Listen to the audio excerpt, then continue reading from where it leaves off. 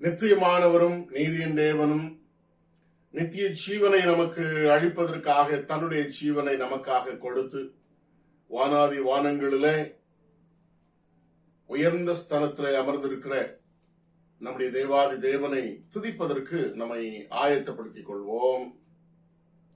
அல்லேலூயா. கர்த்தருடைய ஊழியக்காரரே துதியுங்கள், கர்த்தருடைய நாமத்தை துதியுங்கள். இது முதல் என்னென்னைக்கும் கர்த்தருடைய நாமம் ஸ்தோத்திரிக்கப்பட கடவுது. சூரியன் உதிக்கும் திசை தொடங்கி அது அஸ்தமிக்கும் திசை மட்டும் கர்த்தருடைய நாமம் துதிக்கப்படுவதாக. ஜெபம் செய்வோம். எங்களை நேசிக்கிற நல்ல பிதாவே, உமக்கு எங்களுடைய துதி தோத்திரங்களை இந்த கால வேளையிலே கர்த்தருடைய நாளிலே வந்து ஏறெடுக்கிறோம் சுவாமி. பேண்டமிக் நிமித்தமாக மீண்டும் இந்த காணொளியின் மூலமாக கர்த்தருடைய பிள்ளைகளாகி நாங்கள் அவர்களுடைய இல்லங்களிலே அமர்ந்து ஆராதிக்கும் பாக்கியம் தந்தீர். அதற்காக மீண்டும் உம்மை துதிக்கிறோம், உம்மை ஸ்தோத்திரிக்கிறோம் சுவாமி. நீ நல்லவர், உம்முடைய கிருபை என்றும் உள்ளது என்று சொல்லி இந்த காலவெளியிலே உம்முடைய கிருபைகளை நாங்கள் நினைக்கிறோம். உம்முடைய ஆலயத்திலே வந்து உம்முடைய கிருபைகளை சிந்திக்க ஆண்டவரே எங்களை நீர் அழைத்திருக்கிறீராக. உம்முடைய கிருபைகளை சிந்தித்தவர்களாய் ஆமாண்டவரே எங்களுடைய சிந்தனைகளை வேற எந்த காரியங்களிலும் செலுத்தாதபடி எங்களுடைய சிந்தனைகளை உமக்கு நேராக்கி ஆண்டவரே உம்முடைய நாமத்தை துதித்து மகிமைப்படுத்தத்தக்கதாக எங்களை தாழ்த்துகிறோம். எங்களுடைய பாவங்கள், குற்றங்கள், குறைகள் எல்லாவற்றையும் மன்னித்து எங்களை பொறுத்தருள வேண்டும்படியாக ஆண்டவரே எங்களை பரிசுத்தப்படுத்தும்படியாக ஆண்டவரே எங்களை கழுவி சுத்திகரிக்கும்படியாக ஒப்புக் கொடுக்கிறோம். இந்த ஆராதனையும் உமக்கு மகிமையுள்ள ஆராதனையாக இருக்க தேவரீருடைய ஆளுகையுள்ள கரத்திலே ஆராதனை ஒப்புக் கொடுக்கிறோம். பங்கெடுக்கிற அனைவரையும் கர்த்தர் ஆசீர்வதியும். இயேசு கிறிஸ்துவின் நாமத்தில் ஜெபிக்கிறேன் நல்ல பிதாவே, ஆமென். யாவரும் எழுந்து நின்று பாமாலைகளிலே 203 பாமாலை பாடுவோம். பாமாலை 203.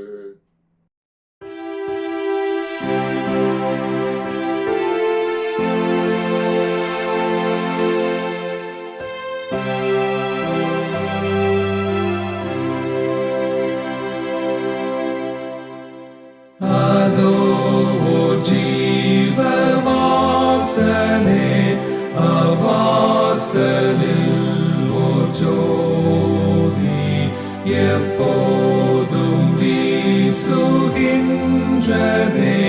மங்காத அருள் ஜோதி ஆழ்ந்த அன்பு இதுவே அவாசல் தீர உண்டதே. பாரே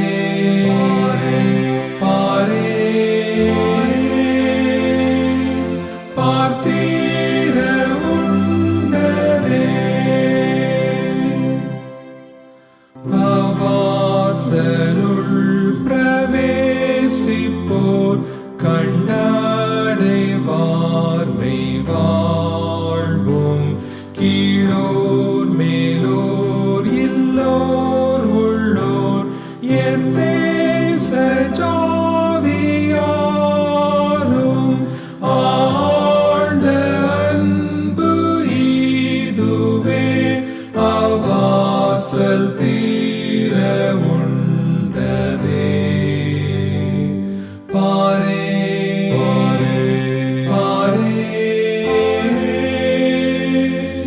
பார்த்தீர உண்டதே.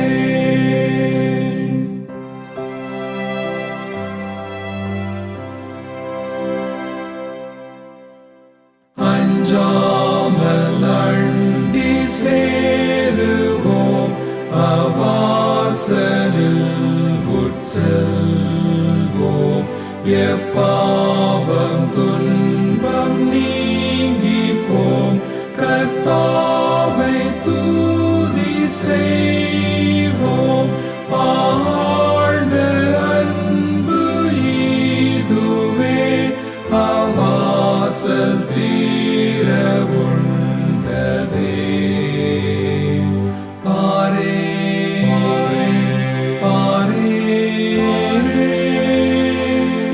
பார்த்தீர உண்டதே.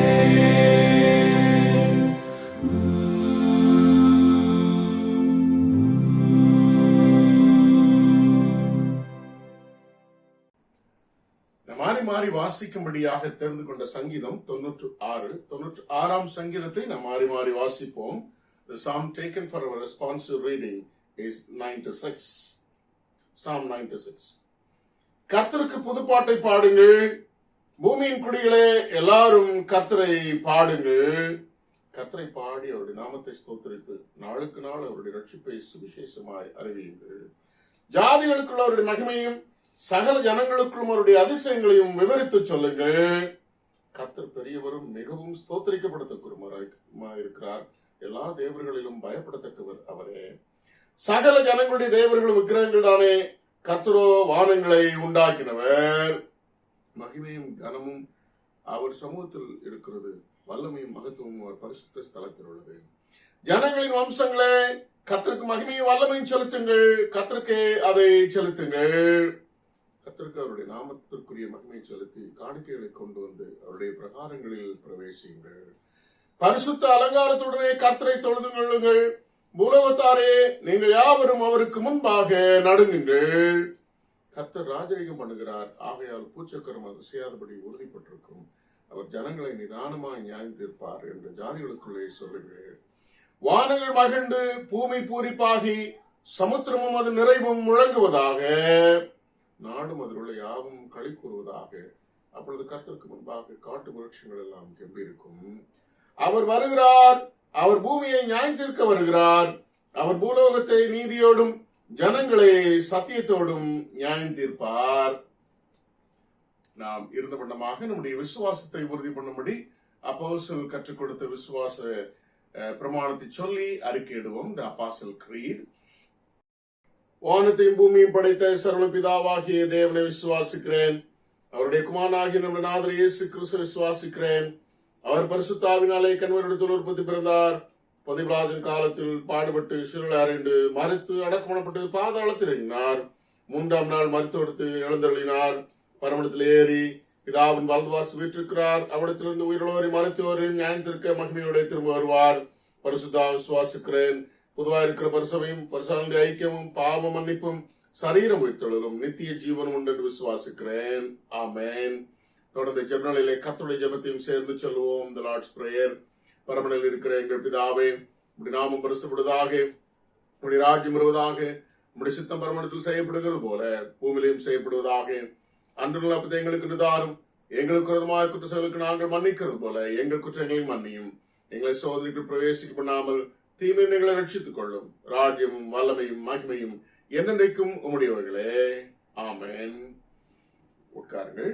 வேத பாடம் வாசிக்க கேட்போம். வாசிக்கும்படியாக தெரிந்து கொண்ட வேத பாட பகுதி 1 கொரிந்தியரின் புஸ்தகம் 15ஆம் அதிகாரம் 1ஆம் வசனம் முதல் 8ஆம் வசனம் வரை. 1 கொரிந்தியர் 15ஆம் அதிகாரம் 1ஆம் வசனம் முதல். அன்றையும் சகோதரரே, நான் உங்களுக்கு பிரசங்கித்த சுவிசேஷத்தை மறுபடியும் உங்களுக்கு தெரியப்படுத்துகிறேன். நீங்களும் அதை ஏற்றுக்கொண்டு அதிலே நிலைத்திருக்கிறீர்கள். நான் உங்களுக்கு பிரசங்கித்த பிரகாரமாய் நீங்கள் அதை கை கொண்டிருந்தால் அதனாலே நீங்கள் ரட்சிக்கப்படுவீர்கள். மற்றபடி உங்கள் விசுவாசம் விருதாயிருக்குமே. நான் அடைந்ததும் உங்களுக்கு பிரதானமாக ஒப்பித்ததும் என்னவென்றால், கிறிஸ்துவானவர் வேத வாக்கியங்களின்படி நமது பாவங்களுக்காக மரித்து அடக்கம் பண்ணப்பட்டு வேத வாக்கியங்களின்படி 3ஆம் நாளில் உயிர்த்தெழுந்து கேபாவுக்கும் பின்பு 12 தரிசனமானார். அதன் பின்பு அவர் 500 பேருக்கும் அதிகமான சகோதரருக்கும் ஒரே வேளையில் தரிசனமானார். அவர்களில் அநேகர் இந்நாள் வரைக்கும் இருக்கிறார்கள், சிலர் மாத்திரம் நித்திரையடைந்தார்கள். பின்பு யாக்கோபுக்கும் அதன் பின்பு அப்போஸ்தலர் எல்லாருக்கும் தரிசனமானார். எல்லாருக்கும் பின்பு அகால பிறவி போன்ற எனக்கும் தரிசனமானார் என்பது வாசிக்கும்படியாக தெரிந்து கொண்ட வேத பாட பகுதி வாசித்தாயிற்று. Today's scripture portion is taken from 1 Corinthians chapter 15 verses 1 to 8. Now, brothers and sisters, I want to remind you of the gospel I preached to you, which you received and on which you have taken your stand. By this gospel you are saved, if you hold firmly to the word I preached to you. Otherwise, you have believed in vain. For what I received I passed on to you as of first importance, that Christ died for our sins according to the Scriptures, that he was buried, that he was raised on the third day according to the Scriptures, and that he appeared to Cephas and then to the 12. After that, he appeared to more than 500 of the brothers and sisters at the same time, most of whom are still living, though some have fallen asleep. Then he appeared to James, then to all the apostles, and at last of all he appeared to me also, as to one abnormally born. Here ends the verse. Praise be to the Lord. பிறந்த நாள் திருமண நாள் வாழ்த்துக்கள். இந்த வாரத்திலே தங்களை பிறந்த நாட்களை காண்கிறார்கள். திருமண நாட்கள் இல்லை, பிறந்த நாட்களை 20ஆம் தேதி மிஸ்டர் ஏ ஜெபசிங் அவர்களும் அதே தேதியிலே மிஸ்டர் ஜே பீட்டர் அவர்களும் காண்கிறார்கள். 22ஆம் தேதி மிஸ்டர் சியான் ராஸ் அவர்களும் மிஸ் கிறிஸ்டி குளோரி சார்ல்ஸ் அவர்களும் தங்களுடைய பிறந்த நாட்களை காண்கிறார்கள். 24ஆம் தேதி மாஸ்டர் ஜேம்ஸ் ராஜேஷ் பால் அவர்களும் தங்களுடைய பிறந்த நாட்களை காண்கிறார்கள். இந்த வாரத்திலே தங்களுடைய பிறந்த நாட்களை காண்கிற உங்கள் யாவரையும் ஆண்டவராய் இயேசு கிறிஸ்துவின் நாமத்தினாலும் திருச்சபையின் சார்பாகவும் அன்புடன் வாழ்த்துகிறேன், ஆசீர்வதிக்கிறேன். கர்த்தர் உங்களை ஆசீர்வதிப்பாராக.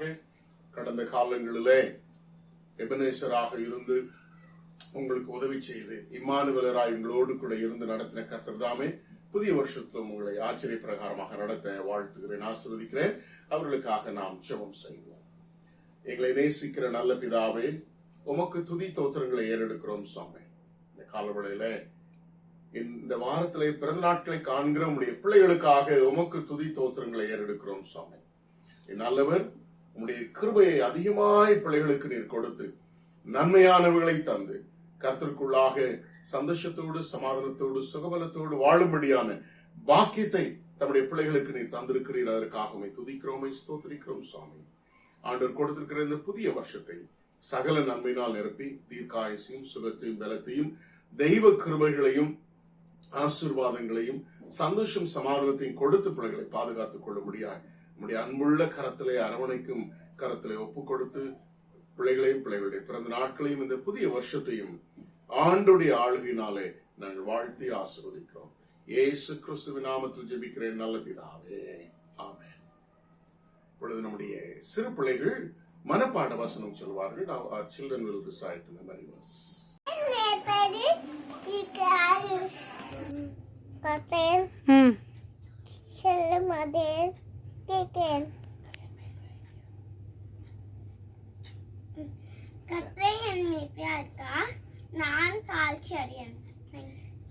Give thanks to the Lord, for He is good. His love endures forever. Psalms 139:1. Thank you. You have laid down precepts that are to be fully obeyed. Psalms 119:4. Amen. 7:19 verses 4, 5 and 6. You have laid down precepts that are to be fully obeyed. Oh, that my ways were steadfast in obeying your decrees. Then I would not be put to shame when I consider all your commands. Thank you. Make you increase, you children. Psalm 115:14. Amen. Thank you. என்னில் நிலைத்திருங்கள், நானும் உங்களில் நிலைத்திருப்பேன். கொடியானது திராட்சை செடியில் நிலைத்திராவிட்டால் அது தானாய் கனி கொடுக்க மாட்டாதது போல நீங்களும் என்னில் நிலைத்திராவிட்டால் கனி கொடுக்க மாட்டீர்கள். யோவான் 15ஆம் அதிகாரம் 4ஆம் வசனம். Thank you. That is why it is said, wake up, sleeper, rise from the dead, and Christ will shine on you. Ephesians 5:14. Thank you. Sing to the Lord a new song. Sing to the Lord all the earth.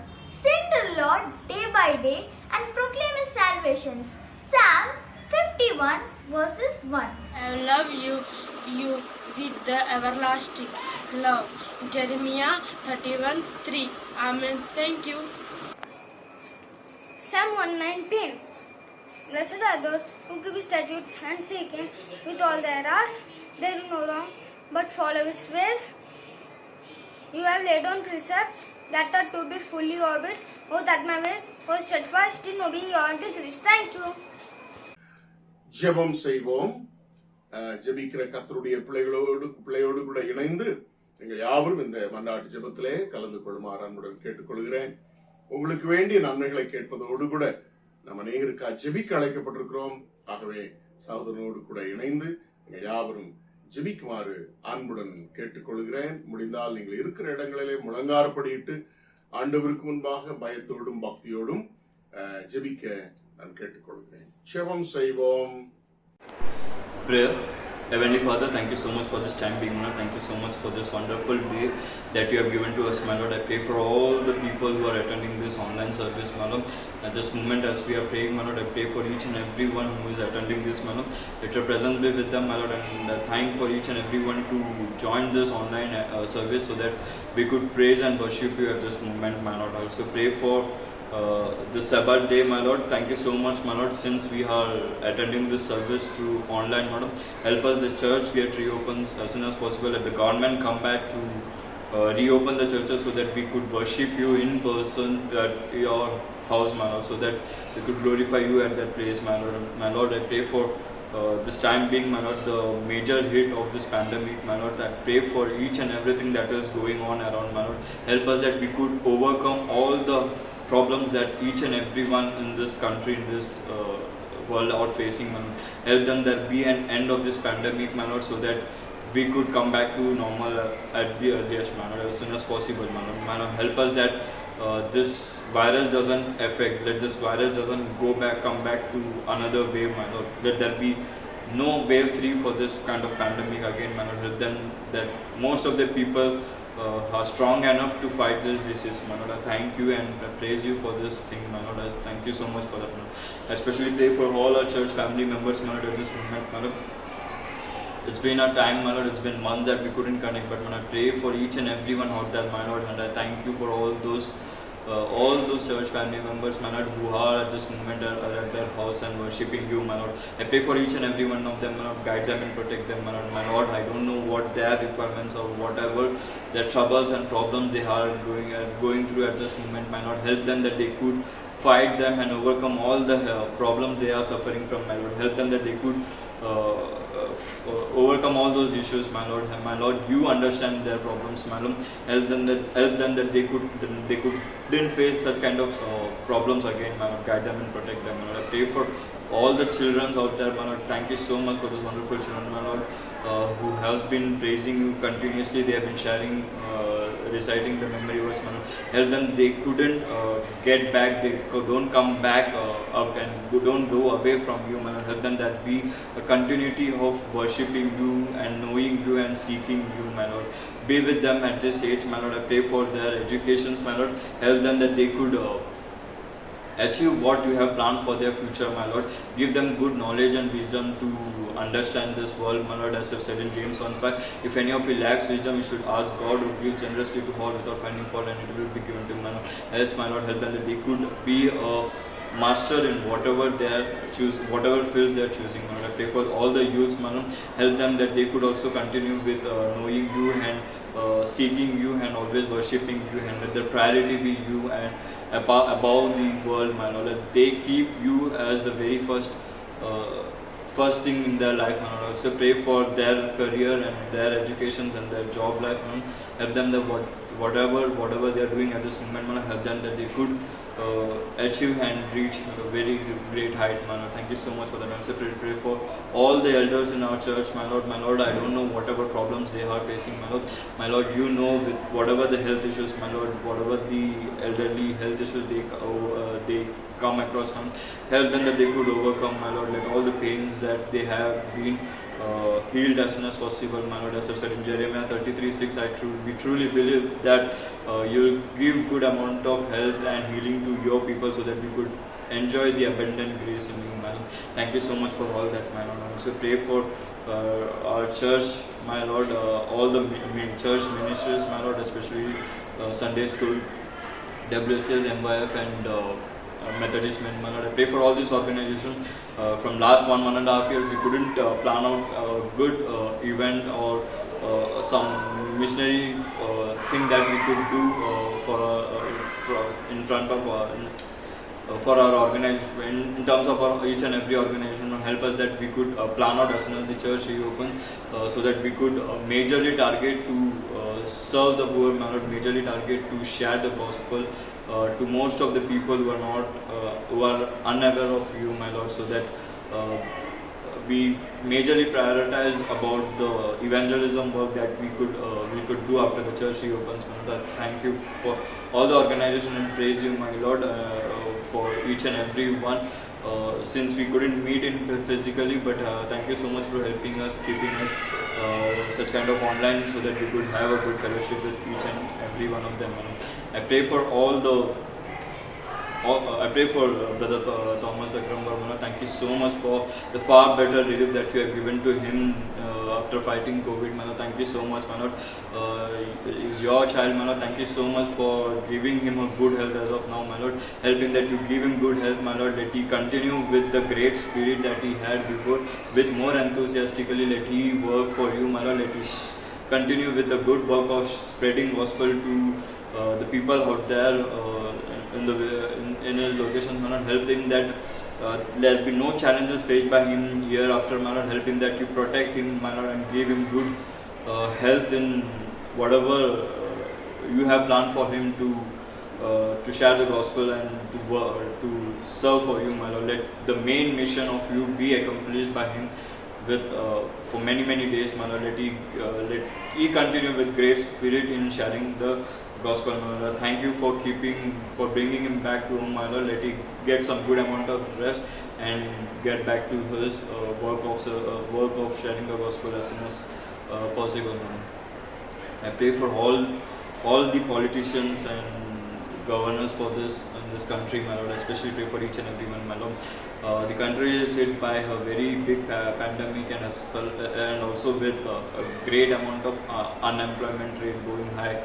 Also with the economical problems, my Lord. Also pray for the government to come up with a good plans that could be helpful for each and every individuals, my Lord, so that it could benefit them and overcome all the current problem each and every one are facing, especially with the unemployment rate, my Lord.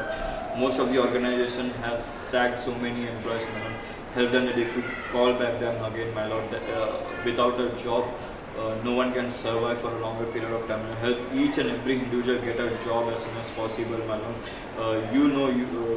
Whoever is facing such problem, help them that they could get a better job than what they had in the previous role, my Lord. Help them that they could secure their family, my Lord. Let they receive what is needed at this point of time, my Lord. Especially with the economical problem, my Lord. Help this government to come with plans that could have a better future for all these individuals in this country, my Lord. Also pray for all the frontline workers at this moment, my Lord. Especially pray for the doctors, nurses, and people who are involved in this pandemic to put an end to this pandemic, my Lord. Also the medical industries who are majorly focusing on developing medicines for this, my Lord. Help us that they could come up with a good thing that could put an end of this pandemic, my Lord. That there be no kind of continuity of vaccine, my Lord. We have been hearing that there are chances of taking vaccine every year, my Lord. That thing doesn't happen, my Lord. Let the medical industry come with certain thing that could put an end of this pandemic, my Lord. We have already seen a drastic drop of COVID cases, my Lord. Thank you for that, my Lord. Also pray for currently who are suffering from COVID, my Lord. Help them that they could also overcome that, my Lord. Let you be the hope and let you be the support, my Lord. And we trust that you will help them to heal and get back to the normal days as soon as possible, my Lord. Thank you so much for each and everything, my Lord. Also pray for all the other missionaries and missionary organization who couldn't continue much as of now due to this pandemic, due to this lockdown, my Lord. They couldn't go back and do the ministry for you, and help them that they once there is an end of this lockdown, and help them that they could work in full swing, so that the mission of sharing the gospel is in continuation, my Lord. And I thank each and every of them, my Lord. Let you be a support, that they don't get back down, my Lord. Let there be no kind of people, that none of the missionaries think of stepping down, my Lord. Help them that you be a very good support at this time, my Lord, and help you fulfill their needs, my Lord. Thank each and every one of them and for this, my Lord. Also pray for all the natural calamities, my Lord. Let there be nothing harm happening to any of the people due to this natural calamity. Let there be no kind of floods, droughts, or anything that is bothering or will be troublesome to any of the people, my Lord. Let you be a big support at this moment, my Lord. Guide us in each and everything, my Lord. Help us that we could overcome all this problems and pandemics. Let things get normal and let we get back to churches. Let the churches reopen, my Lord, so that we could worship you at your house, my Lord. Let trust and I believe that you will create a magical moments in each and everyone's life, my Lord. I believe you. I believe, my Lord, Father. I thank you for listening to this prayer, my Lord. Master, offer this prayer, the Master's name of our Lord and Savior Jesus Christ, believing the rest of my prayer request. Amen. கிறிஸ்துவுக்குள் பிரியமானவர்களே, உங்கள் யாவரையும் ஆண்டவராய் இயேசு கிறிஸ்து நாமத்தினாலும் திருச்சபையின் சார்பாகவும் அன்புடன் வாழ்த்துகிறேன், ஆசீர்வதிக்கிறேன். நீங்கள் அவரவர்கள் இருக்கிற இடங்களிலே கர்த்தருக்குள்ளாக சந்தோஷமாய் இருக்கிறீர்கள் என்று சொல்லி நான் விசுவாசிக்கிறேன். கர்த்தருக்குள் எப்பொழுதும் சந்தோஷமாயிருங்கள் என்று சொல்லி மறுபடியும் சொல்லுகிறேன். உங்களையும் என்னையும் நேசிக்கிற நம்முடைய ஆண்டவர் நாம் எப்பொழுதும் சந்தோஷமாய் இருக்கும்படியாக விரும்புகிறார். ஆகவே நமக்கு உலகம் தரக்கூடாத சந்தோஷத்தை கொடுத்திருக்கிறார், உலகம் தரக்கூடாத சுகத்தை கொடுத்திருக்கிறார், உலகம் தரக்கூடாத சமாதானம் தந்திருக்கிறார். ஆகவே அந்த அனுபவத்தோடு கூட ஆண்டுடைய பரிசுத்த பிரசன்னத்திலே கர்த்தருடைய வசனத்திற்குள்ளாக கடந்து செல்வோம். மீண்டும் ஒரு வாய்ப்பை ஆண்டவர் எனக்கு தந்து ஜீவன் சுகவலன் தந்து கர்த்தருடைய வசனங்களை பகிர்ந்தளிக்க கொடுத்த நல்ல வாய்ப்பிற்காக தேவனையும் முதலாவது நான் ஸ்தோத்திரிக்கிறேன். அவருடைய நாம மாத்திரம் மகிமைப்பட அவர் பெருக நான் சிறுக அடியனை ஒப்புக் கொடுக்கிறேன். இந்த அருமையான காலவெளியில நாம் தொடர்ச்சியான சிந்தித்து வந்த அருமையான செய்தியை நாம் அறிந்திருக்கிறோம். ரோமர் 8 அதிகாரம் 37 வசனத்தின் அடிப்படையில நம்ம முற்றிலும் அன்பு கூறுவர்களாலே ஜெயம் கொள்வர்களாய் இருக்கிறோம். நாம் ஜெயம் கொள்ள ஆண்டவர் அழைத்திருக்கிறார். ஆகவே ஜெயம் கொள்ளுதலை குறித்து நாம் பல காரியங்களை சிந்தித்துக் கொண்டிருக்கிறோம். எந்தெந்த காரியங்களுக்கு விரோதமாக நமக்கு போராட்டங்கள் இருக்கிறது, அதில் நாம் எப்படி ஜெயிக்க வேண்டும் என்பதை குறித்து சற்று நாம் சிந்தித்துக் கொண்டிருக்கிறோம். அவைகளிலே குறிப்பாக ஆண்டவர் நமக்கு தந்திருக்கிற ஆவிக்குரிய சர்வாயுத வர்க்கத்தை தரித்துக் கொண்டு இந்த போராட்டத்திலே ஜெயம் கொள்ள ஆண்டவர் இந்த நாட்களிலே அதிகமாக அழைக்கிறார். God has called us to be the conquerors by putting on the full armor of God so that we can overcome everything. We can overcome the world. We can overcome sin. We can overcome the enemy called Satan. When we overcome, and God has got His own promised blessings in the future, both in the present and in the future. ஆண்டவர் நமக்கு ஜெயம் கொள்ளுகிற ஒவ்வொருத்தருக்கும் இந்த உலகத்திலையும் சரி, இந்த உலகத்துக்கு அப்பாற்பட்டும் சரி, ஆண்டவர் பெரிய ஆசீர்வாதங்கள் நமக்கு என்ன செய்திருக்கிறார், கட்டளையிட்டு இருக்கிறார். அந்த காரியத்துல இன்னைக்கு மூன்றாவது ஆயுதம், இதுக்கு முன்பாக சத்தியம் என்னும் கச்சை, பெல்ட் ஆஃப் ட்ரூத், அண்ட் நீதி என்னும் மார்க்கவசம், செஸ்ட் பிளேட் ஆஃப் ரைச்சியஸ்னஸ் என்று சொல்லி கடந்த நாட்களிலே நாம் சந்தித்திருக்கிறோம். We have seen two armor of spiritual armor of God. One is the belt of truth, another is the breastplate of righteousness. So அப்போ ரெண்டு காரியங்களை நம்ம சிந்திச்சாச்சு. இப்ப மூணாவது சர்வாயுத வர்க்கம் என்ன அப்படின்னு சொல்லி வாசிக்க கேட்போம். ரோமர் 6 அதிகாரம் 14 வசனத்தை நான் வாசிக்கிறேன். சத்தியம் என்னும் 13 நான் வாசிக்கிறேன். இன்றைக்கு வசனமானது 15 வசனம். ஆகையால் தீங்கு நாளிலே அவைகளை நீங்கள் எதிர்த்து நிற்கவும் சகலத்தையும் செய்து முடித்தவர்களாக நிற்கவும் திராணி உள்ளவர்களாகும்படிக்கு தேவனுடைய சர்வாயுத வர்க்கத்தையும் எடுத்துக்கொள்ளுங்கள். சத்தியம் என்னும் கச்சையை உங்கள் அறையிலே கட்டினவர்களாயும் நீதி என்னும் மார்க்கவசத்தை தரித்தவர்களாயும், அடுத்த வசனத்தை கவனியுங்கள், சமாதானத்தின் சுவிசேஷத்திற்குரிய ஆயத்தம் என்னும் பாதரட்சையை கால்களிலே தொடுத்தவர்களாயும் என்று சொல்லி வேதத்திலே வாசிக்கிறோம். அப்ப மூன்றாவது சர்வாயுத வர்க்கம் என்ன? ஆயத்தம் என்னும் பாதரட்சை. அப்ப அந்த பாதரட்சை என்று சொன்ன உடனே ஆயத்தம். சோ இப்ப எவைகளை வைத்து நம்ம ஆயத்தப்படுத்துவது? With what we have to be prepared. ourselves so that we can put on the another armor of God, which is mentioned in verse 15. And with your feet fitted with the readiness, And with your feet fitted fitted with the readiness that that comes from the gospel of the peace. gospel of peace. நன்றாக கவனியுங்கள். அதே இது நீங்கள் KJV வேதாகமத்திலே வாசிக்கும் பொழுது, stand therefore having your loins girt about with truth, and having on the breastplate of righteousness, and your feet shod with the preparation of the gospel of peace.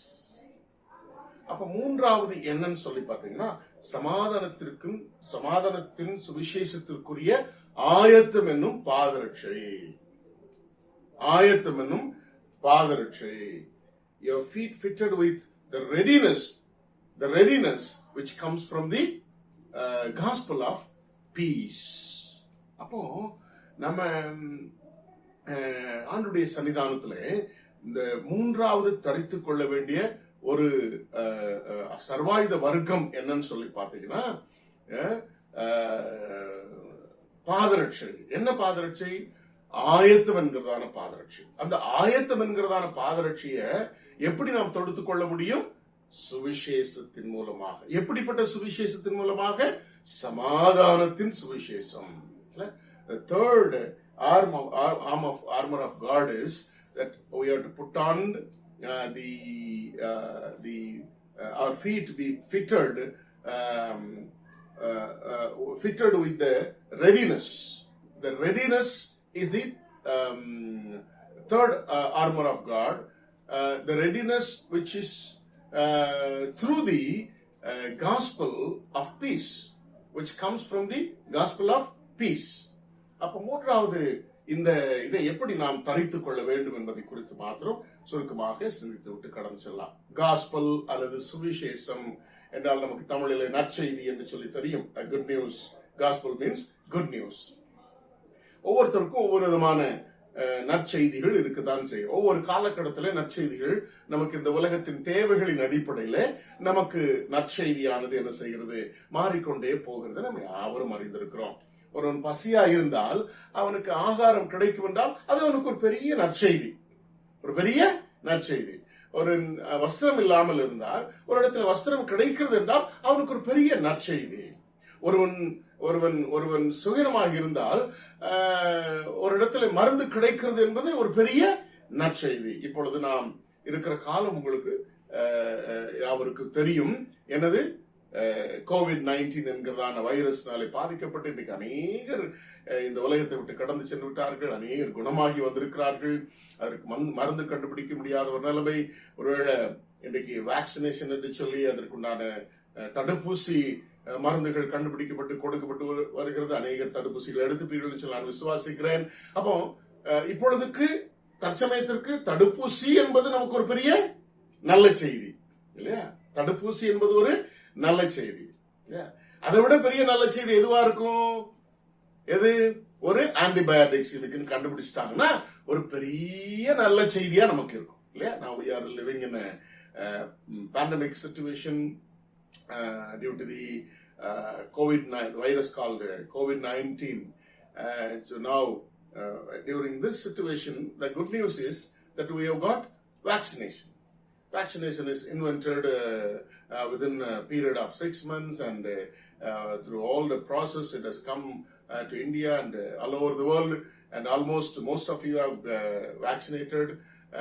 It is a good news. And more than that, the greatest good news is if an antibiotics is invented.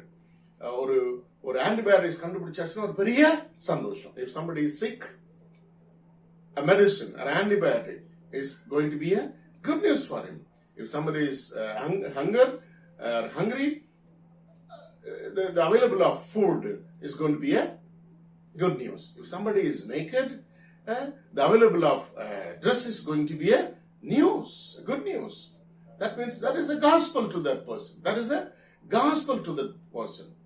So here we have seen the preparation which comes through the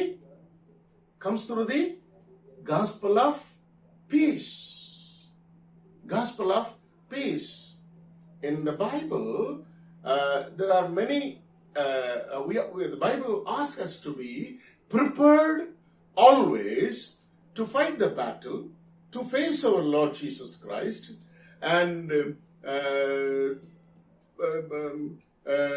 overcome the world. So we must always be prepared for the warfare. We must always be prepared to face our Lord Jesus Christ. Both the things. Once we are ready to face our Lord, that means we are prepared with the sandal of preparedness, which comes from the gospel of peace. Why it is called gospel of peace? The gospel itself is our Lord Jesus Christ. இயேசு கிறிஸ்துவாதான் நமக்கு சுவிசேஷமாக இருக்கிறார்.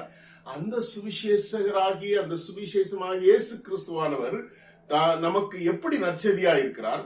நானும் நீங்களும் பாவிகளாய் வாழ்ந்து கொண்டிருந்த நாட்களிலே இது பாவத்திற்கென்று நீங்கள் செய்த பாவத்தை எல்லாம் நான் சுமந்து கொண்டேன். It is like somebody taking the burden, taking the punishment that is verdicted to him for the sin or for the mistake, for the things he has committed, and somebody has taken the punishment. One has done the mistake and somebody has taken the punishment. The capital punishment called death, which comes from which comes through the wages of sin committed. So that punishment is taken by our Lord Jesus Christ, which is going to be a greatest good news to everybody. And that is the greatest news, good news that the Lord has given you and me. That is why we are now called the children of God. Through that gospel, through that good news of forgiveness of sin that somebody has taken, our Lord Jesus has taken the punishment on him. And now we are forgiven. Now we are set free from the wrath. Now we are set free from the punishment. That is the good news. That is the good news. Unless and until we admit that we are sinners, and once we realize that I have committed sin, here is a God who has taken all the punishment of the sin you have committed, and through him when you confess your sin, he takes up the punishment and he forgives you and you are set free from the punishment. That is the good news. That is the good news. But often we as Christians, we compromise with the world. We compromise with the sin. We give all the excuses and say that we are righteous. We don't admit often that we have committed sin. That is why we are not able to taste the good news that which comes from our Lord. That is the forgiveness of sin. And all the blessings which comes after we receive the forgiveness of sin, which is called salvation. இல்லையா? என்ன அழகான நம்முடைய தேவன். நானும் நீங்களும் செய்த பாவத்தை அவர் தனக்குள்ளாக சுமந்து கொண்டார் என்று சொல்லி வேதத்திலே பாருங்க. என்ன அழகான ஒரு நல்ல செய்தி ஆண்டவர் நமக்கு தந்திருக்கிறார்.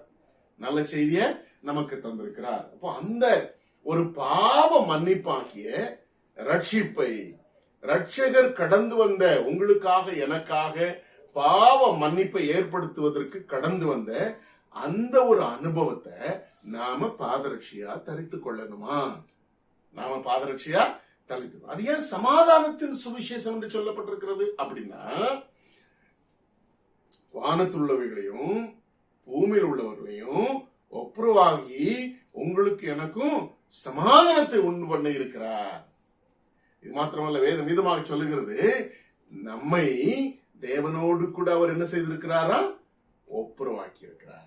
நம்ம தேவனோடு கூட அவர் ஒப்புரவாக்கி இப்ப இப்படி அவர் சமாதான காரணராகி என்று சொல்லி வேதத்தில் வாசிக்கிறோம். அப்போ இந்த நல்ல செய்தியாகிய பாவம் மன்னிப்பாகிய அல்லது நீங்களும் நானும் செய்த பாவங்களை இயேசுவானவர் சுமந்து கொண்டார், நீங்கள் விடுதலையாகி விட்டீர்கள் என்ற ஒரு நல்ல செய்தி நமக்கு என்ன விளைவை கொடுத்திருக்கிறது? தேவனோடு கூட ஒப்புரவாகும் ஒரு பெரிய விளைவை கொடுத்திருக்கிறது. அந்த ஒப்புரவாகுதல் உண்டானதுனால எனக்குள்ளாக சமாதானம் வந்திருக்கிறது. சமாதானம் வந்திருக்கிறது. Through the forgiveness of sin, through by Jesus Christ taking the punishment of the sin we have committed, our Lord Jesus Christ has reconciled us with God Almighty. With God Almighty. When we are reconciled with our God Almighty, what happens? There is a peace in the relationship with our God Almighty. And there is a peace. When we are peace with God, and we automatically become peace with our fellow being. That is why this gospel is called gospel of peace. The gospel is God has brought the peace into the world. Peace into the world. Through the gospel of peace, we should be always prepared enough to conquer. To conquer. To conquer. இந்த அருமையான சமாதானத்தின் சுவிசேஷமாகிய அந்த சுவிசேஷத்தின் மூலமாக நம்மை ஆயத்தப்படுத்திக் கொண்டு நாம் ஜெயங்கொள்வர்களாய் இருக்க ஆண்டவர் என்ன செய்கிறார்? நம்மை அழைத்திருக்கிறார் என்பதை நாம் பார்க்கிறோம். அப்போ சுவிசேஷத்திற்கு கீழ்ப்படியாதவர்களை ஆண்டவர் நியாயந்திருக்க போகிறார் என்று சொல்லி 1 பேதுருவின் புஸ்தகம் 4ஆம் அதிகாரம் 17ஆம் வசனத்தில் வாசிக்கிறோம். தேவனுடைய சுவிசேஷத்திற்கு கீழ்ப்படியாதவர்களின் முடிவு என்னதா இருக்கும்? எப்படி வசனம் ஆரம்பிக்கிறது? நியாயத்தீர்ப்பு தேவனுடைய வீட்டிலிருந்து துவங்கும் காலமாயிருக்கிறது. முந்தி நம்மிடத்தில் அது துவங்கினால் தேவனுடைய சுவிசேஷத்திற்கு கீழ்ப்படியாதவர்களின் முடிவு என்னவாயிருக்கும் என்று சொல்லி யோசித்து பாருங்கள் என்று சொல்லி வேதத்தில் வாசிக்கிறோம். அப்போ சுவிசேஷத்திற்கு கீழ்ப்படிதல் என்றால் என்ன, அல்லது இந்த சுவிசேஷத்தை நாம் தரித்துக் கொள்ளுதல் என்றால் என்ன என்பதை மாத்திரம் சுருக்கமாக சொல்லிவிட்டு இந்த செய்தியை முடிக்கிறேன். அதற்கு முன்பாக வேதாகமத்திலே சுவிசேஷத்திற்குண்டான பல விளக்கங்கள் என்ன செய்கிறது நமக்கு கொடுக்கப்பட்டிருக்கிறது. என்னென்ன சுவிசேஷம், தேவனுடைய ராஜ்யமாகிய சுவிசேஷம், அதெல்லாம் நமக்கு விளக்கிறதுக்கு நம்ம நேரம் இல்லை. தேவனுடைய ராஜ்யமாகிய சுவிசேஷம், சமாதானமாகிய சுவிசேஷம், நற்காரியங்களாகிய சுவிசேஷம், ரட்சிப்பின் சுவிசேஷம், அடுத்ததாக வெளிப்படுத்தின விசேஷம் 14ஆம் அதிகாரம் 6ஆம் வசனத்திலே நித்திய சுவிசேஷம் ஒன்று நமக்கென்று ஆயத்தப்படுத்து. There is a eternal good news waiting for us, which we will find in the book of Revelation verse 14. There are the gospel is explained in a different ways, but the gospel is one and the same, that he has taken up our punishment. That is the good news. Once we put on this gospel of Jesus Christ, there is another eternal gospel which is awaiting for us. Yeah. இந்த இயேசுவின் சுவிசேஷத்தை நாம் தரித்துக் கொண்டோம் என்றால், தரித்துக் கொண்டு இந்த உலகத்தை ஜெயித்து விட்டோம் என்றால், நமக்கு ஒரு நித்தியமான சுவிசேஷம் ஒன்று என்ன செய்கிறது? காத்திருக்கிறது. சரி, இப்ப இந்த சுவிசேஷத்தை குறித்து நிறைய விஷயங்கள் சொல்லிக்கொண்டே போகலாம். எல்லாத்துக்கும் போல சுவிசேஷத்தை குறித்து பவுலடியார் சொன்ன ஒரு அருமையான, கொரிந்து சபைக்கு சொன்ன ஒரு அருமையான கருத்தியலை மாத்திரம் வருது. I would like to make the gospel, the definition of the gospel, very short and sweet, so that how we can put on the gospel of peace as an armor of God to prepare ourselves. நம்ம ஆயத்தப்படுத்துவதற்கு நம்ம எப்படி இந்த சுவிசேஷத்தை நாம தரித்துக் கொள்ள முடியும் என்கிறத மாத்திரம் ஒரு சுருக்கமான ஒரு வார்த்தையில பவுலடியார் கற்றுக் கொடுத்திருக்கிற விஷயத்தை கற்றுக் கொடுத்து விட்டு அதை எப்படி நாம அதை தரித்துக் கொள்ள முடியும் என்பதை மாத்திரம் சொல்லி நான் முடிக்க விரும்புகிறேன். நான் வாசிக்கிறேன். இந்த இதை ஆரம்பிக்கும் போது அன்றையும் சகோதரன், நான் உங்களுக்கு பிரசங்கித்த சுவிசேஷத்தை மறுபடியும் உங்களுக்கு தெரியப்படுத்துகிறேன், நீங்களும் அதை ஏற்றுக்கொண்டு அதில் நிலைத்திருக்கிறீர்கள் என்று சொல்லி அந்த சுவிசேஷத்தை மறுபடியும் பிரசங்கிப்பதா, அவர்களுக்கு பிரசங்கித்த அதே சுவிசேஷத்தை மறுபடியும் பிரசங்கிப்பதாக சொல்லிட்டு அடுத்ததாக அந்த சுவிசேஷம் என்னவென்றால் நான் அடைந்ததும் உங்களுக்கு பிரதானமாக ஒப்பித்ததும் என்னவென்றால் கிறிஸ்துவானவர் வேத வாக்கியங்களின்படி. The gospel is fulfilled according to the Bible. According to the Bible, whatever had happened to Jesus Christ to save us from the sin, to take up our punishment, it is according to the scripture, according to the word of God. Everything is planned, pre-planned by our Lord Jesus, our God Almighty. So whatever our Lord Jesus Christ have came across to save us, all according to the scripture.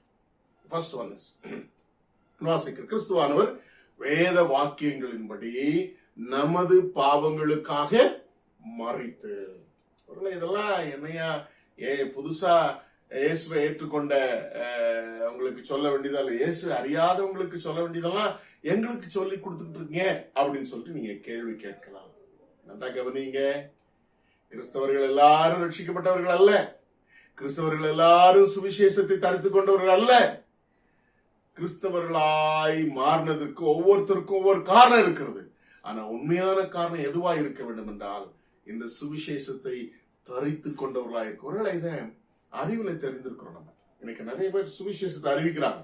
Many people they preach the gospel, but through the knowledge, the gospel, the word called the gospel அல்லது சுவிசேஷம் என்கிறதான வார்த்தை, it came from the Christian faith. கிறிஸ்தவ விசுவாசத்திலிருந்து வந்த ஒரு பெரிய உண்மை, யூத பாரம்பரியத்திலிருந்து வந்த ஒரு உண்மை. சுவிசேஷம் என்றால் நற்செய்தி என்று சொல்லி போறது. சரியா? இந்த சுவிசேஷம் அல்லது காஸ்பல் என்கிற வார்த்தை இன்னைக்கு உலகத்துல யார்ட்ட கேட்டாலும் தெரியும். ஒருவரை ஏதாவது ஒரு ஆபத்திலிருந்து காப்பாற்றுகிற ஒரு செய்தியை சொல்லும் பொழுது கூட என்ன செய்கிறார்கள், இந்த சுவிசேஷம் அல்லது காஸ்பல் என்கிறதான வார்த்தையை இந்த உலகத்துல பயன்படுத்துறாங்க. அதனால இன்னைக்கு நம்மை போல இந்த சுவிசேஷம் நல்ல செய்தி என்கிறதான ஒரு வார்த்தையை உலகம் முழுசு எல்லாரும் தெரிஞ்சு வச்சிருக்கிறாங்க. அதே போல இன்னைக்கு அநேக கிறிஸ்தவ ஜீவியத்துல மதம் மாறி இருக்கிறாங்களுடைய சுவிசேஷத்தை ஏற்றுக்கொள்ளாமல், சுவிசேஷத்தை ஏற்றுக்கொண்டும் அனுபவிக்காமல் இருக்கக்கூடிய கிறிஸ்தவர்கள். Often we know what is gospel and we know what is gospel, and by being in Christianity we know what is gospel through our knowledge, because we have been taught from the beginning, most of us are taught from the childhood, and we know by our knowledge what is gospel. But have we experienced it, or are we experiencing whenever we commit sin? அந்த சுவிசேஷத்தை நம்முடைய வாழ்க்கையில உண்மையாகவே அனுபவிக்கிற கிறிஸ்தவர்கள் எத்தனை பேர்?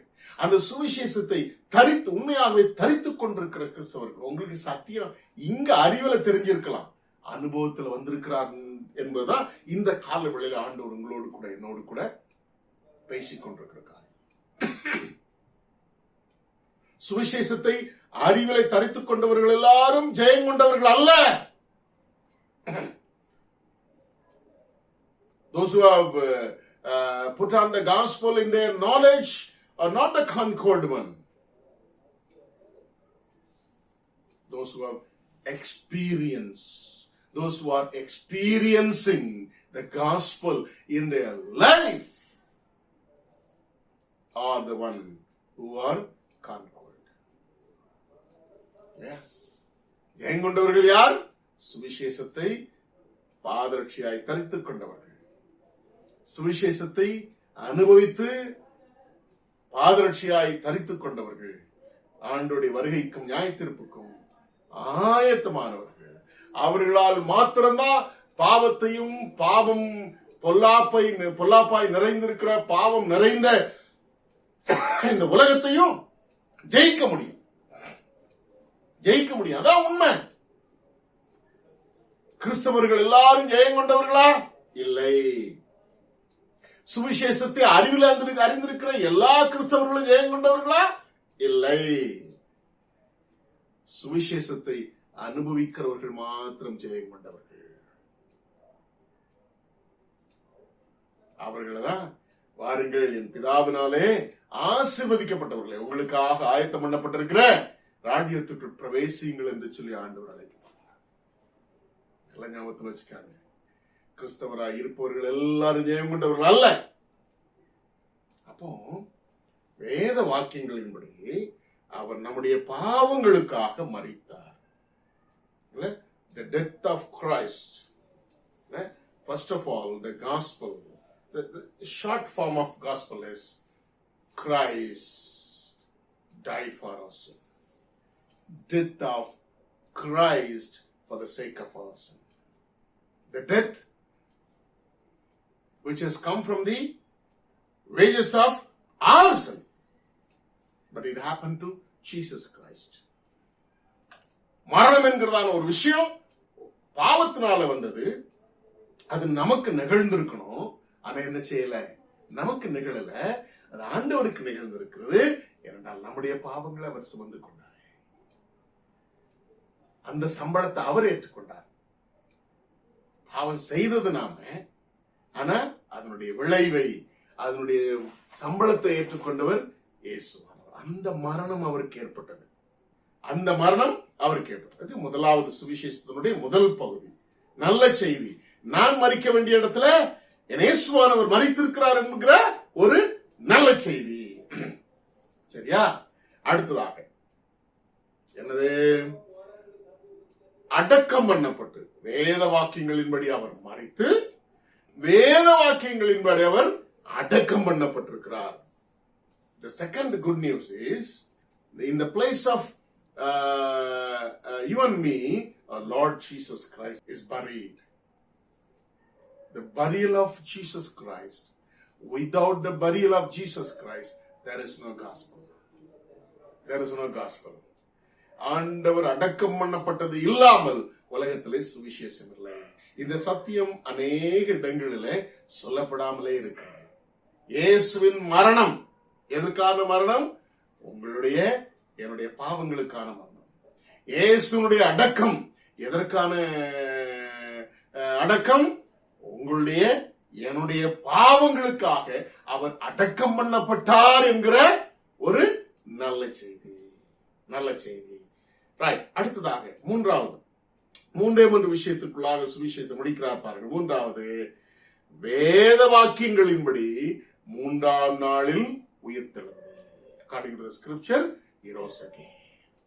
The resurrection of Jesus Christ.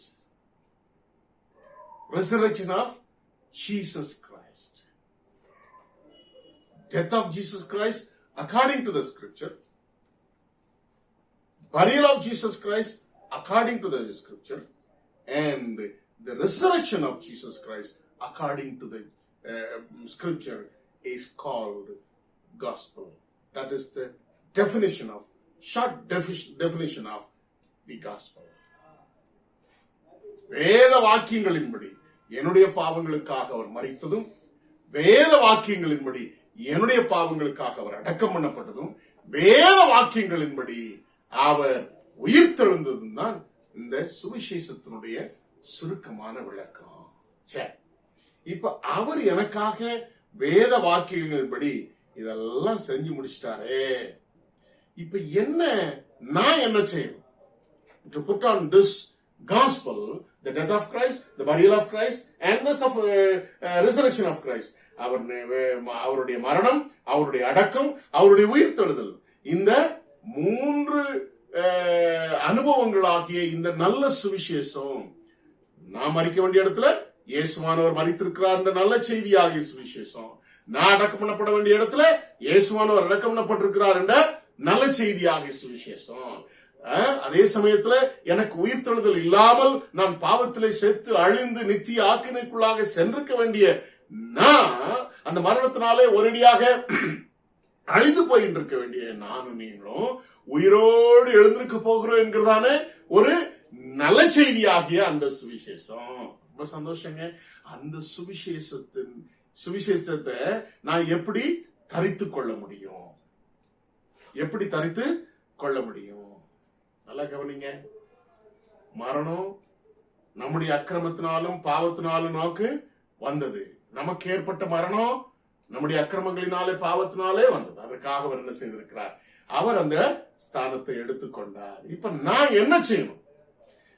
To put on the gospel, that is the death of Christ, that is the burial of Christ, and that is the resurrection of Christ. So what I have to do to put on the gospel of Christ, gospel of peace. இந்த 3 அனுபவத்தின் மூலமாக நம்முடைய பாவங்களை அவர் மன்னித்து கடவுளுக்கு நமக்கு சமாதானத்தை உண்டு பண்ணி அந்த சமாதானத்தின் சுவிசேஷத்தை ஆண்டவர் நமக்கு என்ன செய்திருக்கிறார்?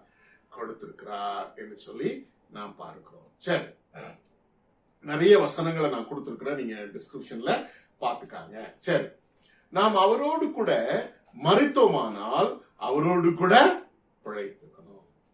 ரோமர் 6 அதிகாரம் 3 வசனத்துல கிறிஸ்து இயேசுவுக்குள்ளாக ஞான ஸ்நானம் பெற்ற நாம் அனைவரும் அவருடைய மரணத்துக்குள்ளாக ஞான ஸ்நானம் பெற்றதை அறியாமல் இருக்கிறீர்களா? கிறிஸ்துவின் மரணத்தின் சாயலில் இணைக்கப்பட்டிருக்கிற நானும் நீங்களும் அவருடைய உயிர்த்தெழுதலின் சாயலும் இணைக்கப்படுவோம் என்று சொல்லி வேதத்தில் வாசிக்கிறோம். அப்போ what I have to do to put on the gospel of the death of Christ, that I also along with Christ should die for my sin. For the sake of my sin he has died. For my sin I have to die along with Christ, means after getting the forgiveness of sin, put a stop. Often what we do is we make the dead one, which is called the sin, after confessing our sin and taking the forgiveness of sin, we as human being, we as with all the fallen nature, keep the sin always alive. Keep the sin always alive. God is calling this morning to put the sin to death. Put the sin to death along with Christ. இயேசு கிறிஸ்துவோடு கூட நாம் பாவ மன்னிப்பின் நிச்சயத்தை பெற்றுக்கொண்ட பின்பாக நான் செய்து வந்த பாவங்களுக்கு ஒரு முற்றுப்புள்ளி வைக்கணும். அந்த பாவத்தை இயேசு கிறிஸ்துவோடு கூட இணைந்து அவர் பாவத்திற்காக மரித்தது போல நான் நீங்களும் இனி பாவம் செய்யாதபடி. ஆண்டவர் அநேகருக்கு பாவ மன்னிப்பு கொடுக்கும் பொழுது என்ன சொன்னார்? இனி பாவம் செய்யாதே, கொன்றுங்க, பாவத்தை கொன்றுங்க. இயேசு கிறிஸ்துவோடு கூட kill the sin, let the sin die, don't keep the sin alive. பாவத்தை உயிரோட, பாவத்துக்கு உயிரோட்டம் கொடுத்து வச்சிருக்காங்க. நீங்க நிறைய கிறிஸ்தவர்கள் என்ன சொல்றோம்னா, நாம பாவ மன்னிப்பை பெற்றதுக்கு அல்பமும் அவருடைய கிருபை அதிகமா இருக்கிறதுனால இல்லையா, நம்ம என்ன நினைக்கிறோம், சரி இப்ப பாவம் அடுத்த கையில மன்னிப்பு, இங்க பாவம் செய்வோம் இங்க மன்னிப்பு பெற்றுக்கொள்வோம், இங்க பாவம் செய்வோம் இங்க மன்னிப்பு பெற்றுக்கொள்வோம். அந்த தைரியத்துல என்ன பண்றோம்னா, பாவத்தை அறிக்கையிட்ட பின்பால வாயால அறிக்கையிடுறோம், ஆனா உள்ளத்தால என்ன செய்யறோம்? we confess our sin through our mouth, we just confess our sin, but in our heart we are keeping the sin alive always instead of killing it, instead of putting the sin to death.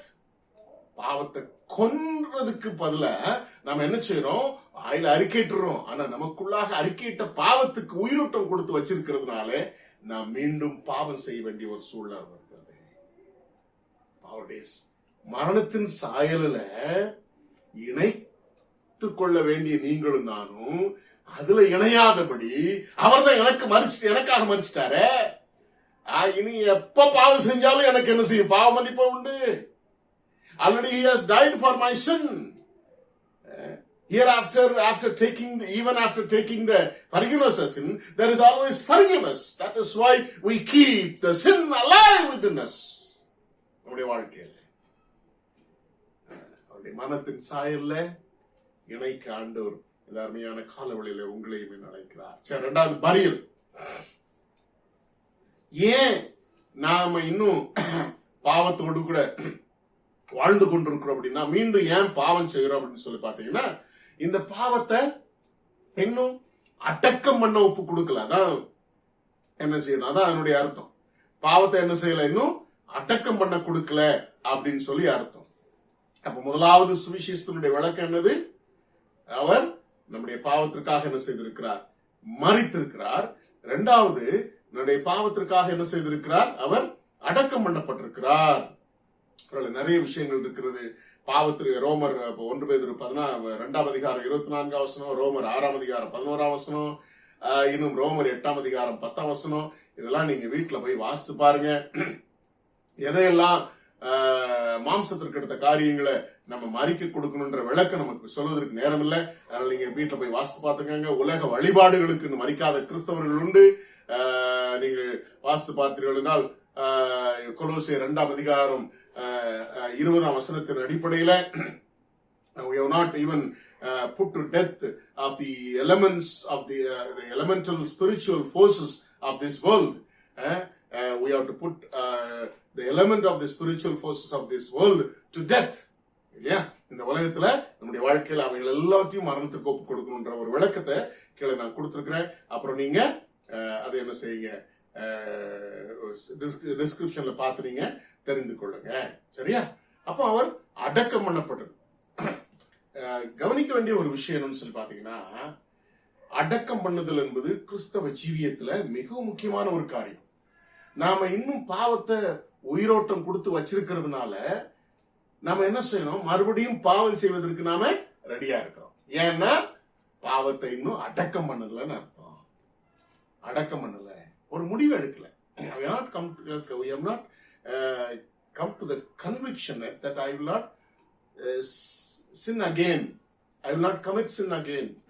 Whenever our Lord Jesus Christ, when he was in the world, given the forgiveness of sin, he told that particular person, sin no more.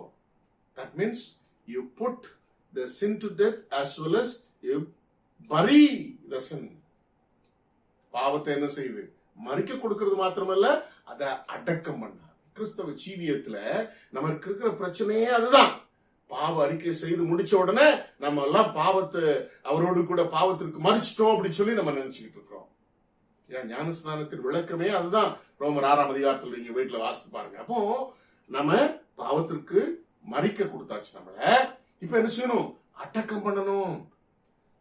அந்த பாவத்தை மீண்டும் செய்யாமல் இருக்கக்கூடிய ஒரு தகுதிய, ஒரு எபிலிட்டிய, ஒரு தன்மைய ஆண்டவர் உங்களுக்கு எனக்கும் எல்லா விதத்திலும் கொடுத்திருக்கிறார். அப்படின்னா ஒரு மனிதன் பாவ மன்னிப்பாகிய நிச்சயத்தை பெற்றுக்கொண்ட பின்பாக அவன் இனி பாவம் செய்யாமல் இருக்க முடியும். இந்த உலகத்துல மனிதன் பாவம் செய்யாமல் இருக்க முடியும். After taking the forgiveness of sin, every human being, even with the sinful nature, can be without sin. Can be without committing sin. பாவம் செய்யாமல என்ன செய்ய முடியும்? மனுஷனால இருக்க முடியும். உலகத்துல பாவ சுவாபத்துல பிறந்த எல்லாரும் பாவம் செய்யணும்ன்றது அவசியம் இல்ல. பாவம் செய்யாமல் இருக்க முடியும் என்பதற்கு வேதாகமத்துல நிறைய உதாரணங்கள் இருக்கிறதுல அதுல முதல் உதாரணம் ஆண்டவராய் இயேசு கிறிஸ்து. உலகத்துல ஆண்டவராய் இயேசு கிறிஸ்து மாம்சத்தை ஏற்றுக்கொண்டு பாவ மன்னிப்பாகி ரட்சிப்ப இந்த உலகத்துல கொண்டு வந்ததுக்கான மேலான நோக்கமே அதுதான். ஏன்? அவர் இத்தனை சர்வ வல்லவராய் இருக்கிறதுனால வானத்துல இருந்து உங்களுடைய பாவங்கள் எல்லாம் மன்னிக்கப்படுதுன்னு அவரால் சொல்ல முடிஞ்சிருக்காதா? முடிஞ்சிருக்குமே. ஆனா உங்களுக்கும் எனக்கும் உங்களை என்னையும் அவருடைய சாயல்ல படைத்திருக்கிறார். ஆகவே நீங்களும் நானும் இந்த உலகத்திலே பாவம் செய்யாமல் வாழ முடியும் என்பதை வாழ்ந்து காட்டினவர் மாம்சத்திலே ஆண்டவர். அப்போ ஒரு மனுஷன் பாவம் செய்யாம இந்த உலகத்துல வாழ முடியும். Man can live without committing sin in this world. The greatest example is our own Lord Jesus Christ. That is the purpose. That is the reason of God Almighty taking the form of human being. A man can live in this world without committing a sin. God Almighty has given that ability to every human. That is in your hand. That is in my hand. By burying the sin I was committing. That is how we, along with Christ, put us into burial. Along with Christ, putting the sin into burial. நல்லா ஞாபகத்தில் வச்சுக்காங்க, இதுதாங்க சுவிசேஷம். என்னுடைய பாவத்திற்காக அவர் மரித்தது உண்மை. நான் செய்த பாவத்திற்காக அவரோடு கூட என் பாவத்தை மறிக்க ஒப்பு கொடுக்க வேண்டியது உங்களுடைய என்னுடைய கடமை. அவர் என்னுடைய பாவத்திற்காக மரித்தது என்னுடைய பாவங்களை மன்னித்து என்னை சுத்திகரிப்பதற்காக. சுத்திகரிக்கப்பட்ட பின்பு அந்த பாவத்திற்கு உயிரோட்டம் கொடுக்காதபடி அதை அடக்கம் பண்ண வேண்டியது உங்களுடைய என்னுடைய கடமை. இது ரெண்டு செஞ்சிட்டோம்னா the gospel is not yet fulfilled. When the gospel is going to be fulfilled is when we rise again for the righteousness along with Christ. That is what we have seen last few Sundays.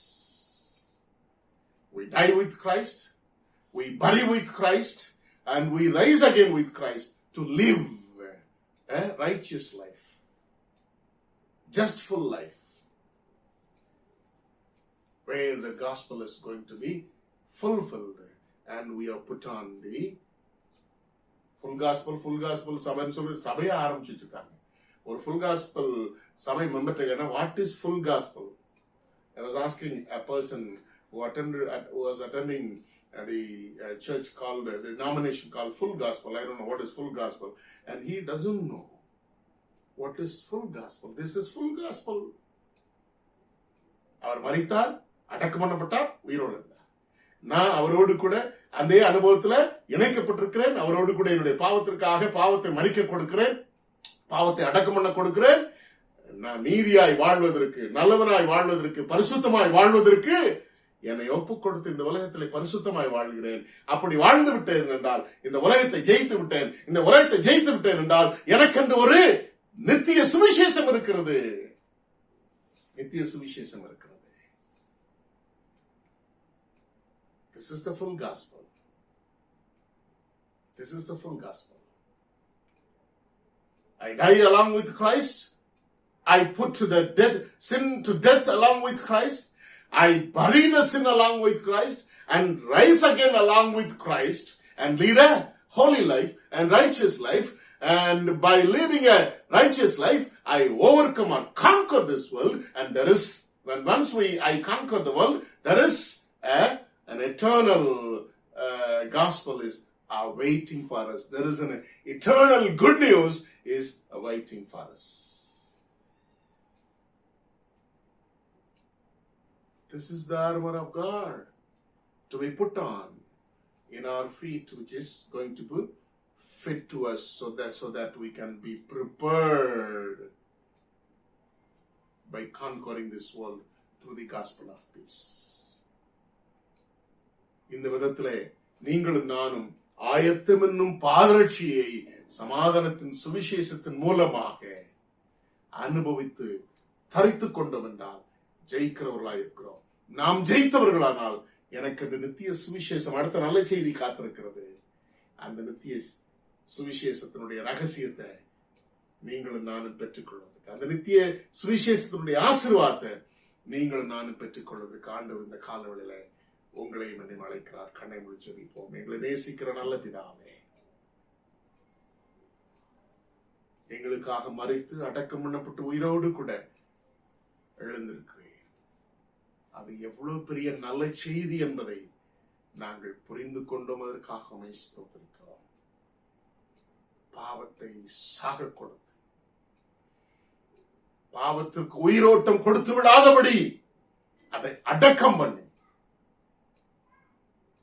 பரிசுத்தமாய் வாழ்வதற்கு உம்மோடு கூட எழுந்த அனுபவத்திலே எழுந்து பரிசுத்தமாய் வாழ்ந்து இந்த உலகத்தை ஜெயித்து, நீதியாய் வாழ்ந்து இந்த உலகத்தை ஜெயித்து, எங்களுக்கென்று ஆயத்தம் பண்ணப்பட்டிருக்கிற நித்திய சுவிசேஷத்தை கேட்க ஆயத்தம் உள்ளவர்களாக இருக்க அர்ப்பணித்த பிள்ளைகள், பாவத்தை சாக கொடுத்த பிள்ளைகள், பாவத்தை சாக கொடுக்க அர்ப்பணித்திருக்கிற பிள்ளைகள், பாவத்தை அடக்கம் பண்ணப்பட அர்ப்பணித்திருக்கிற பிள்ளைகள்,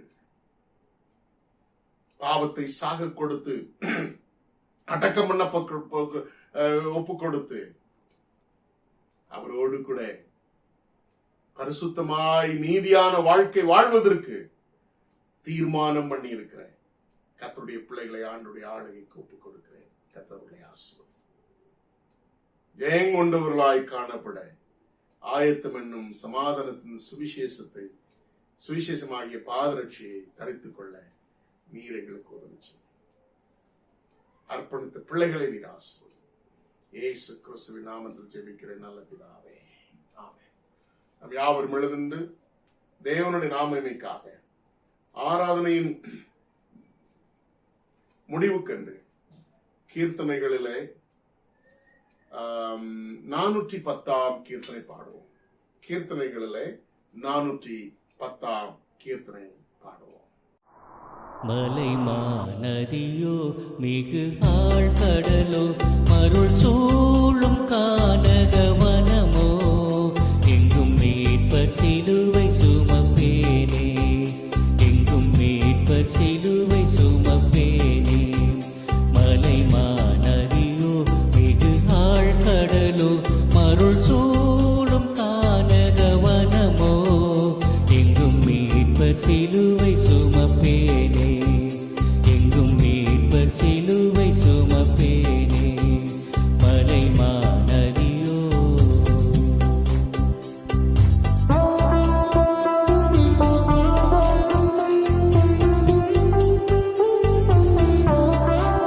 பள்ளம் மேடு தடை தாண்டியே பிசாசின் கண்ணிக்கு நீங்கியே, பள்ளம் மேடு தடை தாண்டியே பிசாசின் கண்ணிக்கு நீங்கியே, உள்ளார்வமுடன் பின் பார்வையுடன் நான் மெல்ல மெல்ல நடந்தே, எனின் மீட்பர் சிலுவை சுமப்பேனே, எனின் மீட்பர் சிலுவை சுமப்பேனே.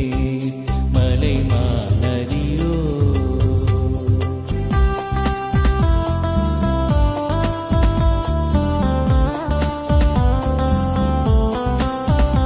இன்னல் துயர் பிணிவாதையில் ஈனரனை காக்கும் வேளையில், இன்னல் துயர் பிணிவாதையில் ஈனரனை காக்கும் வேளையில்,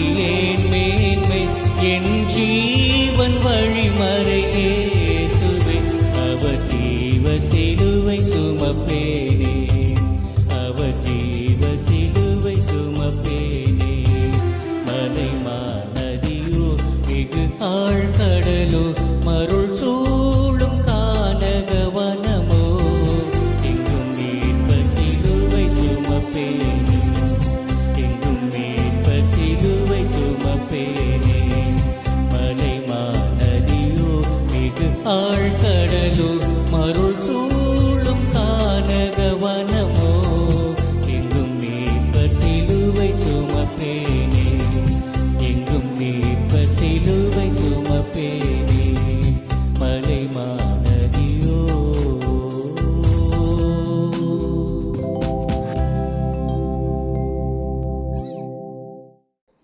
ஜெபம் செய்வோம். எங்களை நேசிக்கிற நல்ல பிதாவே, இந்த காலவேளைக்காக உம்மை துதிக்கிறோம், உம்மை ஸ்தோத்திரிக்கிறோம்.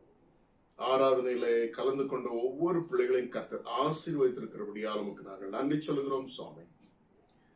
உம்முடைய சன்னிதானத்திலே எங்களுடைய வீடுகளில் இருந்து கூட உம்முடைய பிரசனத்தின் நிறைவை உணர்ந்து கொள்ள உதவி செய்து உம்மை ஸ்தோத்திரிக்கிறோம். எங்களுடைய ஜெபங்களை கேட்டிருக்கிறீர், எங்களுடைய துதி தோத்திரங்களை ஆண்டவர் அங்கீகரித்திருக்கிறீர்.